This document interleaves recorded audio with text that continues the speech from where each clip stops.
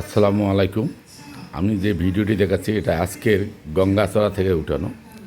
গঙ্গাচড়ায় এটা আষাঢ় মাস শুরু হয়ে গেছে, অর্থাৎ শুষ্ক মৌসুমের যে ভয়াবহতা সেটা আমরা এতদিন ভোগ করলো তিস্তাপাড়ার মানুষ। আজকে যেভাবে পানি বৃদ্ধি পাচ্ছে সেখানে দেখেন নতুন নতুন জায়গাগুলো প্লাবিত হচ্ছে। প্লাবন বলবো না, কারণ এখনও বিপদসীমার 20 সেন্টিমিটার পানির নিচে সেই অবস্থায়, কিন্তু মানুষ আজকে নদীর বুক ভরাট হয়ে যাওয়ার কারণে পানি চতুর্দিকে ছুটছে এবং এইভাবে পানি বৃদ্ধি পাচ্ছে। মানুষ আতঙ্কিত, বন্যার প্রাদুর্ভাব। আবার পাশাপাশি আমরা যারা খবর জানি যে গঙ্গাচড়ায় যে মহিপুর ব্রিজের বাঁধ রক্ষা সেটি কিন্তু ভাঙন শুরু হয়েছে।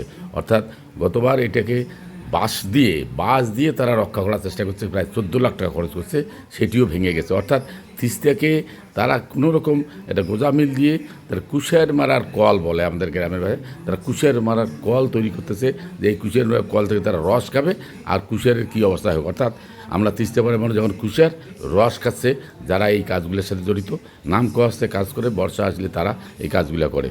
সুতরাং আমরা মনে করি এটার স্থায়ী সমাধান ছাড়া তিস্তাপাড়ার মানুষের কথা স্থায়ী সমাধান দরকার, স্থায়ী সমাধান আমরা চাই।